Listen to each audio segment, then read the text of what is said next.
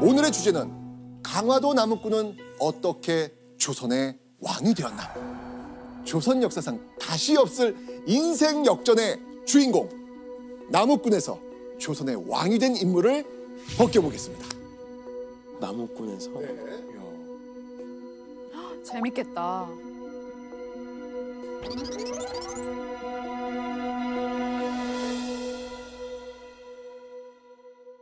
(1849년 6월 7일이었죠) 조용하던 이 섬마을을 발칵 뒤집어 놓는 사건이 일어납니다. 강화도의 한 나루터에 배 한 대가 도착하자 이 비장한 표정으로 사람들이 내립니다. 자, 이들이 누구였을까요? 아까 보였던 데리러 온 데리러 온 사람들? 맞습니다. 바로 조선의 영의정과 관군들이었습니다. 자, 그들은요 순식간에 마을 곳곳을 뒤지기 시작합니다.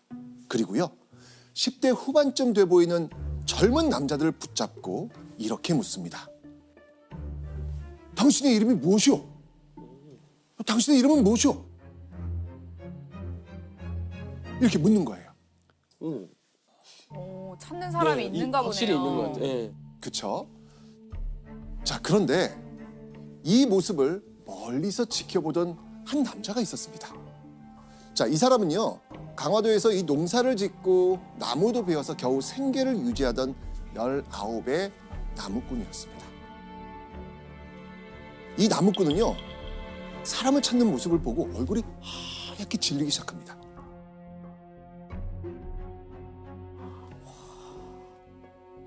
그 사이 이 나무꾼이 있는 곳을 향해 점점 다가오는 관군들. 너무 무서워서 이 두려움에 떨던 나무꾼은 급기야 자신의 형과 함께 산속으로 도망칩니다. 산속으로. 너무 무서웠던 거예요. 오. 아, 그럴 만하죠. 막 쫓아오니까. 그렇죠. 당연히 관군들도 도망가는 그들을 뒤쫓아갑니다. 쫓고 쫓기는 정말 숨막히는 추격전. 와. 결국 나무꾼은 뒤쫓아온 관군들에게 포위되고 맙니다. 그렇게 관군들 사이에서 정말 떨고 있는 그 나무꾼 앞에 조선의 영의정이 드디어 나타납니다. 그리고 이렇게 물었죠.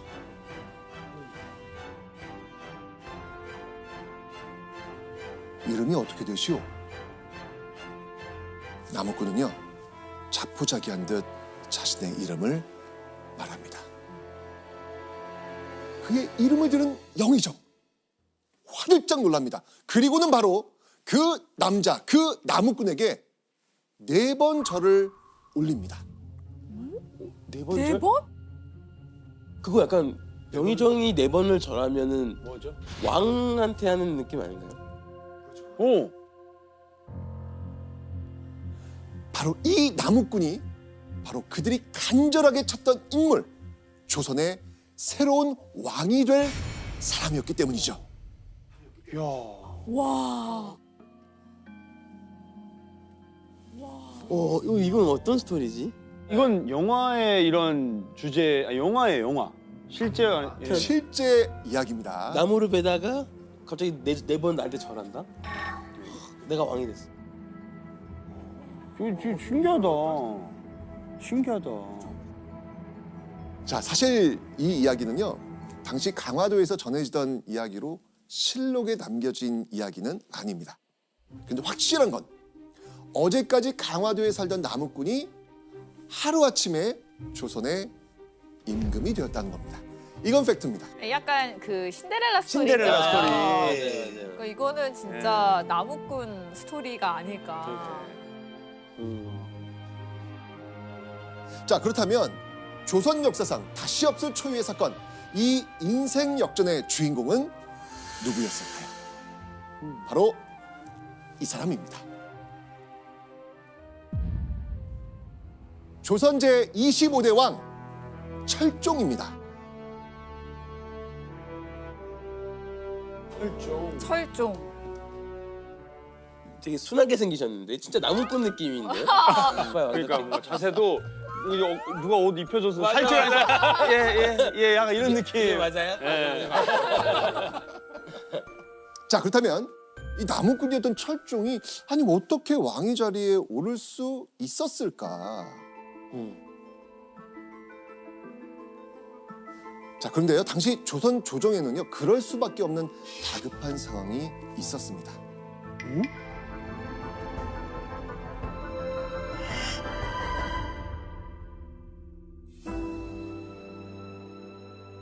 1849년 6월 6일, 자, 이른 아침부터요 조선 궁궐의 분위기는 심상치 않았습니다. 왕을 가까이에서 모시는 궁녀들은 물론이고요 신하들까지 긴급 소집되는 상황이었죠. 궁궐 안에서. 뭘 안해서? 약간 승하? 맞습니다.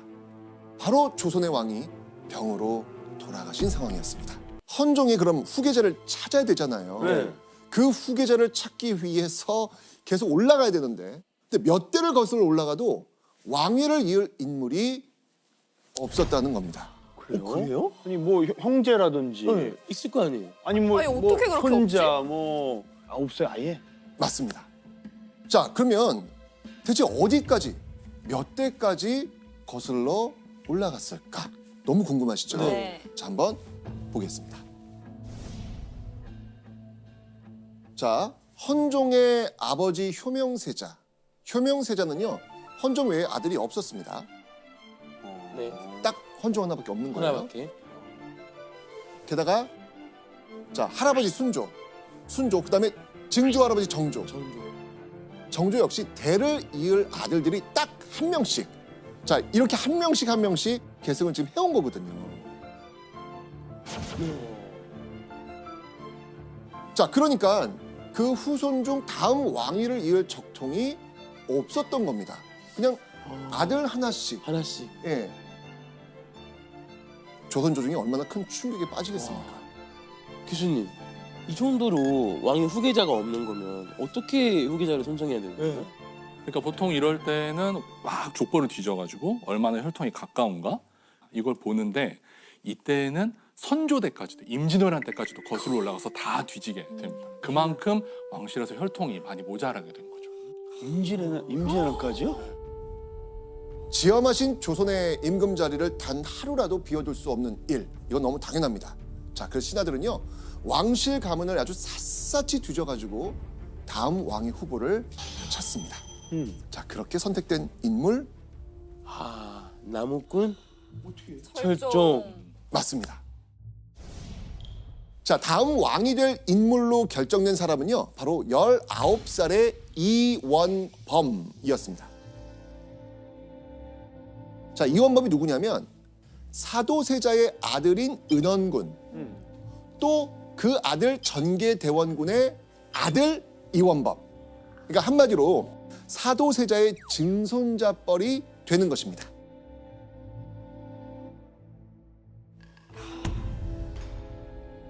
아니 너무 신기하다.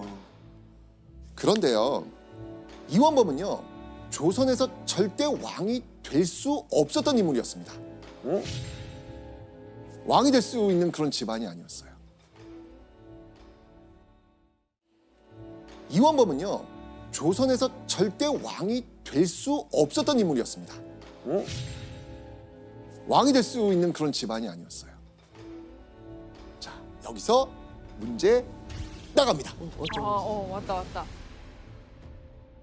왕이 될 수 없었던 이원범 집안의 문제는 과연 무엇이었을까요? 정답. 정답! 그 저기요 이원범 아버지나 네. 할아버지 중에 네. 그 교도소 뭐죠? 그거 한번 갔다 온 아니 저 의금부? 의금부 한번 갔다 온 적이 있다. 예. 감옥에. 많이 그러니까 틀린 말은 아닌데 네. 좀 더 정확하게 일단 제가 그게? 도현 씨 오답할게요. 아하. 느낌이 왔어요 지금요.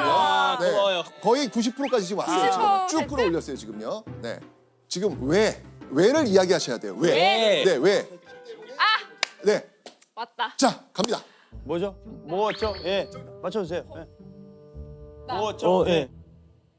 정답. 맞춰주세요. 범죄자가 됐어요. 근데 그 이유가 있습니다. 네. 영모. 정답. 와. 내가 지금 아니 잠깐만요. 누가 영모했어요? 누가? 네? 누가? 왜? 맞습니다. 역적의 집안이었어요. 이 집안이 왕이 될 수 있는 집안이 아니었던 거예요. 철종은 물론 뭐 왕족이었지만 역적 집안의 후손이었던 겁니다.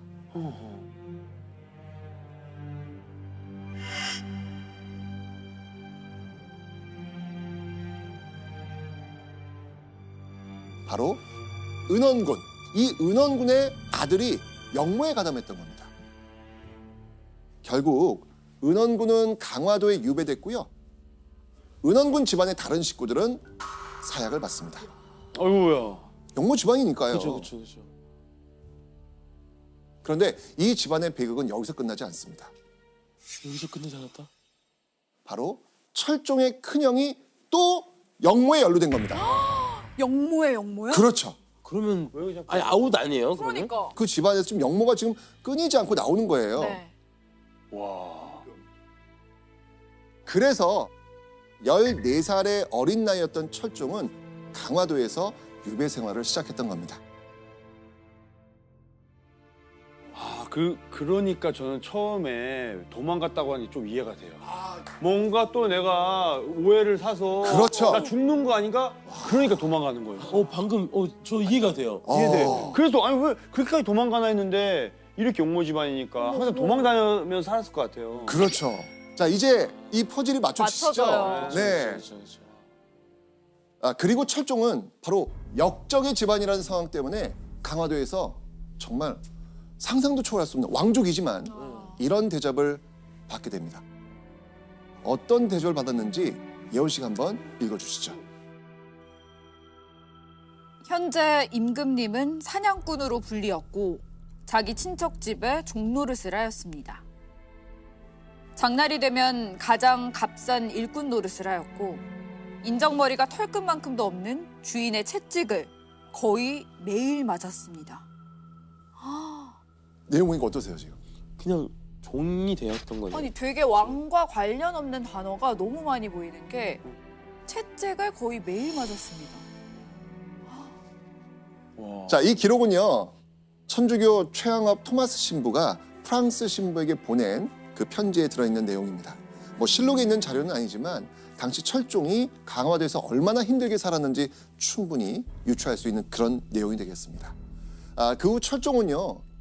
정말 먹고 살기 위해서 농사일은 물론이고요. 자기 몸보다 더 무거운 나무를 베면서 생계를 꾸려가고 있었습니다. 그런데 말이죠. 이원범이 역적의 자손이라는 점 외에도 헌종의 뒤를 이어서 왕이 될 수 없었던 이유가 또 있습니다. 뭐가 있을까요? 어떤 게 있을까? 바로 가계도에서 찾을 수 있습니다. 자, 한번 볼게요. 자, 우리는 지금 누굴 찾아야 돼요? 지금 헌종의 뒤를 이을 사람을 찾으잖아요. 네. 이원범은요, 바로 이 헌종의 아버지 효명세자와 같은 학년. 근데 이것만 봐도 느낌이 오지 않아요? 아니 헌종의 후세를 이어야 되는데 윗대예요 지금. 그거 아니에요? 윗대예요. 맞아요. 와우.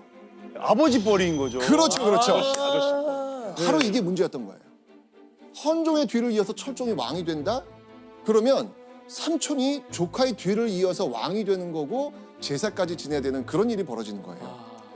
꼬이는 네. 거죠. 꼬여버리는 거예요.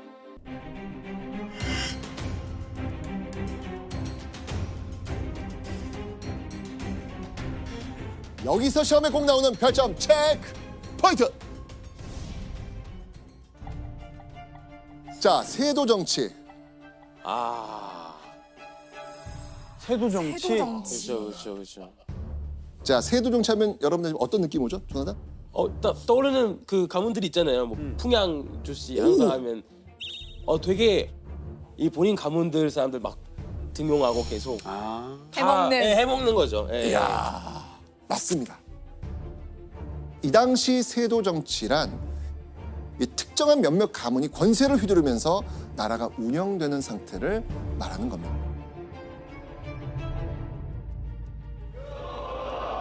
그대들은 내가 내린 비답이 마음에 안 드는 것이 아니라 저의 안진이가 마음에 안 드는 것이 아니오. 결국 이 시기 조선은요, 왕권은 약하고 세도 가문이 힘을 얻는 세상. 자, 그렇다면 이 세도 정치는 어느 왕부터 시작이 되었을까요? 우리가 저번에 배웠을 때 네. 나는 사조세자의 아들이다. 네. 이때는 좀 파워가 있거든요. 오케이. 그 후가 아니었을까? 정조후. 정답. 와, 아니, 와. 대단해요. 인정. 어우, 너무 어려운 거를. 저희 저번에 배웠던 네. 야. 맞습니다. 지금 이제 조나라 씨가 이야기한 것처럼 이 세도 정치 시작은요, 조선의 22대 왕 정조가 죽고 난 이후부터입니다.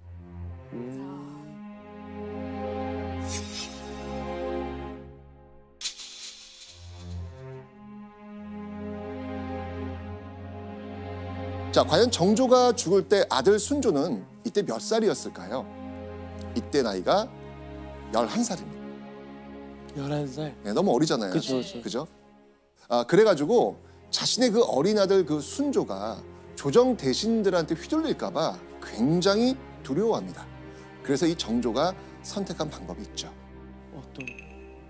바로 자신이 믿는 그 신하의 딸과 자기 아들 순조를 결혼시키고 그 신하에게 순조를 부탁하는 거죠.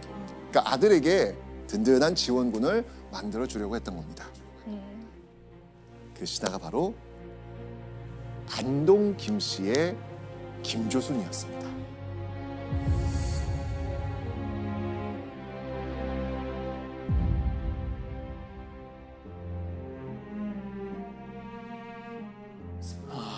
김조순. 자, 정조가 죽고 나이 어린 순조의 옆에 선 장인 김조순. 자, 이렇게 되니까요, 당연히 김조순이 왕의 결정에 엄청난 영향력을 끼치게 됩니다. 그리고 그 김조순과 함께한 게 바로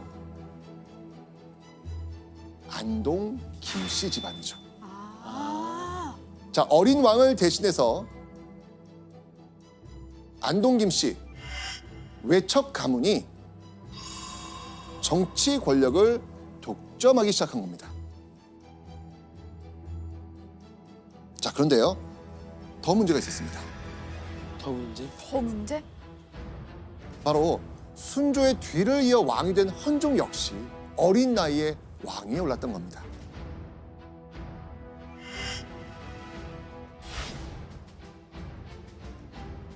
자, 왕이 어리면 이걸 어떻게 해결하죠? 왕이 어리면 이거 정책 결정이 안 되니까. 우리 배웠는데. 그 왕 제일 큰 어른 이제 이렇게 대신 잠시 하죠. 맞습니다. 바로 수렴청정이라는 것으로 왕의 어머니나 할머니가 대신 국정 운영을 하는 걸 이야기합니다. 나이 어린 헌종이 왕이 됐을 때 당연히 수렴청정을 한 사람도 헌종의 할머니 안동 김씨 순원 왕후였습니다.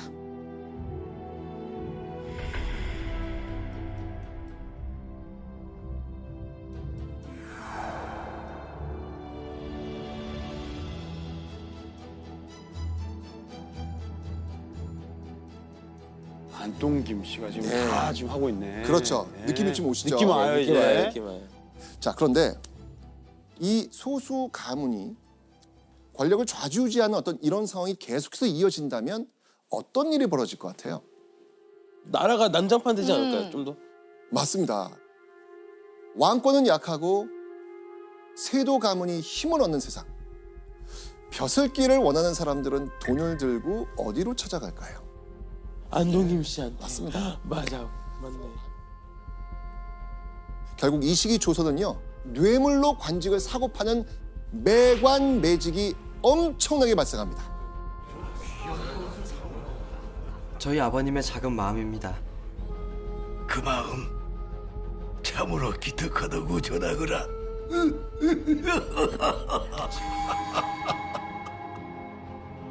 아이고야. 안동 김씨 일가에 뇌물이 계속 들어오는 상황. 자, 이러다 보니 안동 김씨는요, 넘쳐나는 이 뇌물을 효과적으로 관리하기 위해서 이것까지 만들었다고 합니다. 과연 어떤 걸 만들었을까요? 아, 이거 그런 느낌 같아요. 네. 보관소 같이. 네. 그걸 관리해주고 적어주는 사람. 누가 얼마 냈고 입출 입장부처럼 그런 보관소. 아 설마? 바로 뇌물 전용 사무실을 만듭니다. 오! 와. 뇌물 주는 사무실이야? 얼마나 많으면. 안동 김씨가 뇌물을 받기 위해 사무실을 만든 건데요. 그렇게 사용된 집이 무려 12채나 된다고 합니다. 이 기록이 조선 말기에 황현이라는 학자가 쓴 매천야록이라는 책에 나오거든요. 거기에 보면은 집이 12채가 있다. 그래서 이걸 가지고 전북에서 뇌물을 받아들였다는 기록이 있고, 다른 야사에 보면은 전북에서 뭐 수레에서 뇌물을 가득 싣고 오니까 이 서울 도성 안에 이 수레바퀴 소리가 바바바박 울려가지고 사람들이 시끄러웠다라고 말하는 그런 기록이 있을 정도였습니다. 아. 자, 그제 권력이 얼마나 대단한지 지금 느낌이 오시죠? 아 네. 너무 와요. 네. 자, 그리고 안동 김씨는요, 바로 이런 부를 유지하기 위해서 누가 필요했던 거예요? 왕. 그렇죠. 헌종이 죽은 뒤에도 자신들 그 안동 김씨 집안의 이익을 대변해줄, 이제까지 그래왔듯이 그 왕을 찾는 일에 살을 걸 수밖에 없었던 것이죠.